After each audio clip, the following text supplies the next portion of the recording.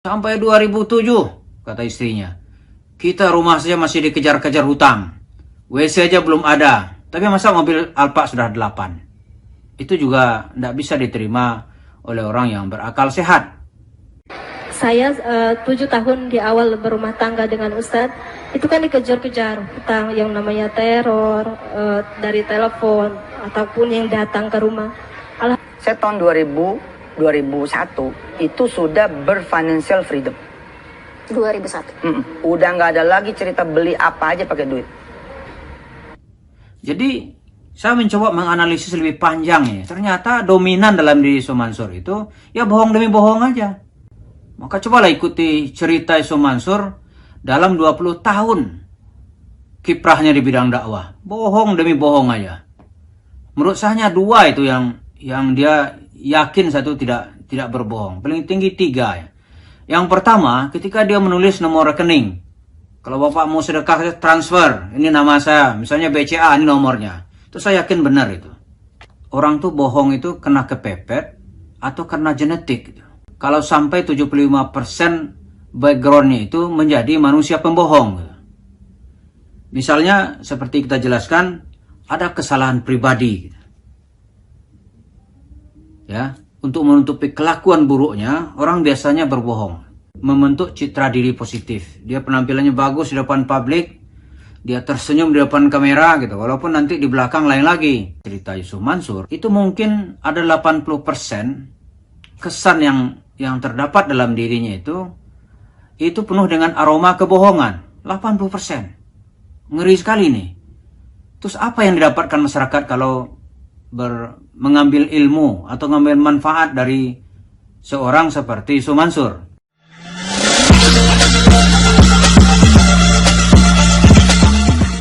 Para pemirsa, salah satu pesan asasi dari ajaran Islam itu adalah menegakkan nilai kejujuran. Meskipun pada waktu tertentu kejujuran itu menjadi barang langka. Jadi misi kenabian pertama itu adalah menolak kebohongan atau memerangi orang-orang yang suka berbohong. Maka ketika ada orang Arab Badui bertanya kepada Rasulullah, "Ya Rasulullah, ajarkan aku tentang Islam. Di mana dengan Islam itu aku bisa masuk surga." Kata Rasulullah, "Kamu ucapkan 2 kalimat syahadat, kamu mendirikan sholat, terus panjang apa itu? Berpuasa di bulan Ramadan, menunaikan zakat, kamu naik haji kalau kamu mampu. Setelah itu kamu istiqamah."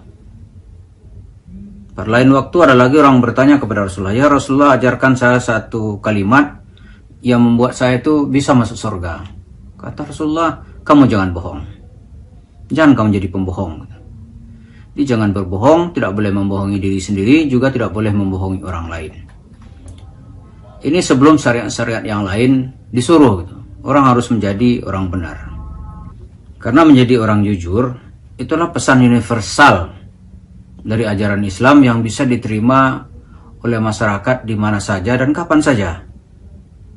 Jadi kalau persoalan ibadah mungkin masuk ke persoalan fikih. Persoalan fikih mungkin ada ikhtilaf di antara imam-imam mazhab gitu. Tapi kalau soal kejujuran, soal kebenaran, itu nilai universal. Nggak ada itu ikhtilafnya di situ gitu. Karena itu menjadi Islam artinya Anda harus menjadi orang jujur. Atau kita harus menjadi orang benar dan jujur. Kalau itu bisa kita tegakkan, maka tiang pancang pertama ajaran Islam itu telah sukses untuk kita dirikan. Nah sekarang dalam bahasan yang lalu kita juga telah mengkaji ini sebenarnya berapa persen ya dalam diri seseorang itu kalau dia berbohong dia akan terus-terusan berbohong. Nah sebelum itu kita lihat orang tuh bohong itu kena kepepet atau karena genetik. Para ahli psikologi mencoba mengklasifikasi. Kalau orang karena genetik, wah itu perlu usaha yang sungguh-sungguh untuk bisa keluar sehingga gennya itu bisa berubah. Sebab kalau tidak, gen itu kan diturunkan. Maka anaknya, seseorang pembohong, biasanya anaknya pun juga punya bakat untuk berbohong. Maka tuh di barat ada ungkapan like father, like son. Nah, kita di sini mungkin kita bisa bikin like father, like daughter. Bagaimana bapak, ya begitulah anaknya gitu. Maka di tengah masyarakat kita, ketika melihat seorang anak begitu, lihat siapa dulu bapak ya, kan begitu. Nah, dalam pelajaran, dalam penjelasan kita sebelumnya dijelaskan bahwa kebohongan itu akan menjadi akut dalam diri seseorang kalau sampai 75% backgroundnya itu menjadi manusia pembohong. Misalnya seperti kita jelaskan, ada kesalahan pribadi. Ya, untuk menutupi kelakuan buruknya, orang biasanya berbohong. Kata para ahli itu ada 22% di dalam diri seseorang itu, untuk menutupi kesalahannya, dia sanggup untuk berbohong. Misalnya karyawan kita di perusahaan,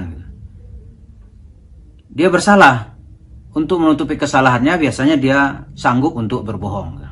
Nah, itu ada dominan dalam diri seseorang itu 22%. Kemudian ada 14%-nya untuk menghindar. Menghindar supaya dia tidak dituduh melakukan kesalahan. Kemudian yang lebih berbahaya lagi, ada 16% orang itu akan melakukan tindakan bohong itu kalau untuk memperoleh keuntungan ekonomi. Kemudian berikutnya untuk mencari keuntungan untuk dirinya sendiri. Kalau bahasa pertama mungkin bahasa umat, bahasa sedekah, bahasa Islam gitu. Dirauplah uang sedekah masyarakat dari mimbar masjid. Kemudian ada 15% itu untuk memperoleh keuntungan, memperoleh manfaat selain uang. Untuk prestis, dia sanggup katanya memperoleh mukjizat dan segala macam gitu. Kemudian ada kesan diri, membentuk citra diri positif. Dia penampilannya bagus di depan publik, dia tersenyum di depan kamera gitu. Walaupun nanti di belakang lain lagi. Itu bisa 8%. Kemudian ditambah dengan selera humor, orang biasa mengarang cerita-cerita bohong. Nah, kalau kita kembalikan kepada cerita Yusuf Mansur, itu mungkin ada 80% kesan yang terdapat dalam dirinya itu penuh dengan aroma kebohongan. 80%. Ngeri sekali nih.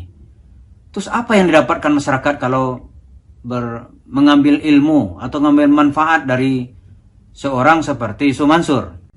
Kalau dilihat analisa psikolog ini, itu dari 80% ngeri sekali lah. Hanya 20% kemungkinan baik itu yang bisa dia tularkan. Sementara dominan itu, semangat itu untuk berbohong. Maka cobalah ikuti cerita Yusuf Mansur dalam 20 tahun kiprahnya di bidang dakwah. Bohong demi bohong aja. Menurut saya 2 itu yang dia yakin satu tidak berbohong. Paling tinggi 3 ya. Yang pertama, ketika dia menulis nomor rekening. Kalau Bapak mau sedekah, transfer. Ini nama saya. Misalnya BCA, ini nomornya. Itu saya yakin benar itu. Yang kedua, ketika dia memperkenalkan dirinya, namanya siapa, itu pun namanya sudah dia bohongi gitu. Itu mungkin masih benar gitu. Kemudian nanti di show-show dia tertentu ada pencitraan gitu. Selebih itu kita ayat-ayat yang dia kutip itu dia selewengkan. Tafsir yang dia pakai dia sesatkan. Lalu mendapat apa masyarakat ketika berhadapan dengan seseorang yang bernama Yusuf Mansur? Apa manfaatnya? Ketika cerita rumah tahfiz ya cerita tentu saja benar gitu. Sedekah ayat sedekahnya benar gitu. Tapi nanti penjabarannya itu yang merugikan masyarakat. Masyarakat sangat dirugikan. Jadi karena gitu, kita lihat kalau dalam cerita psikolog ini 80% dalam diri Yusuf Mansur itu, kalau kita boleh bilang itu dominannya itu bohong gitu. Dia cerita, saya sampai tahun 2000 itu sudah punya mobil Alphard 8. Kayak Alphard itu. Alphard masih 8 biji kali 2005, 2006 tuh. Alhamdulillah izin Allah Subhanahu wa taala. Subhanallah dah. rezeki mah bukan main dah, karena sedekah itu luar biasa. Tapi pada sisi yang lain dia bilang, sampai tahun 2007, WC saya di rumah saya nggak ada. Kan bohong itu. Sampai tahun 2005 saya belum punya toilet.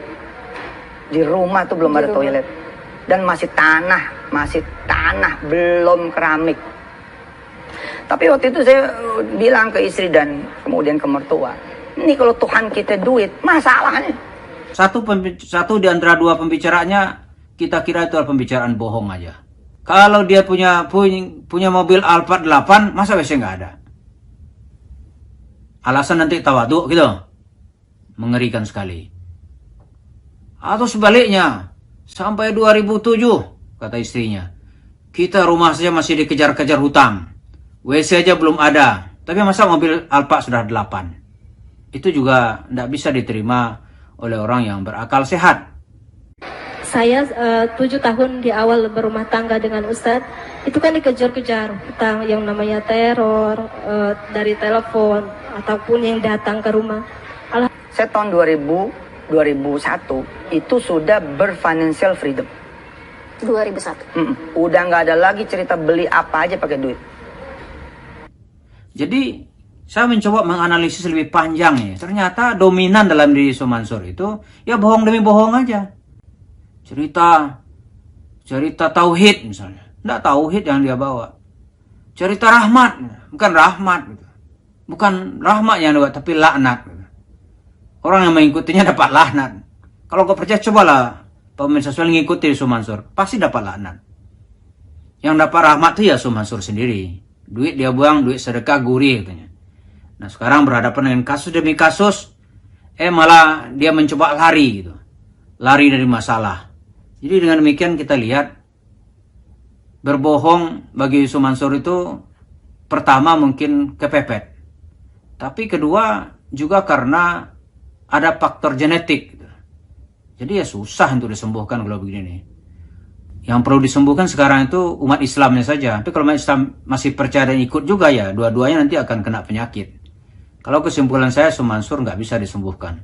Karena dia sudah menikmati hasil kerjanya dalam puluhan tahun. Kemudian dia sudah kaya raya dengan hasil kerja itu. Kalau dia tinggalkan, maka dia akan takut sekali menjadi orang miskin. Jadi mari umat Islam aja yang sehat gitu. Supaya tidak terjatuh ke dalam tindakan penipuan yang hari ini cerita-cerita bohong Sumansur bertebaran di mana-mana.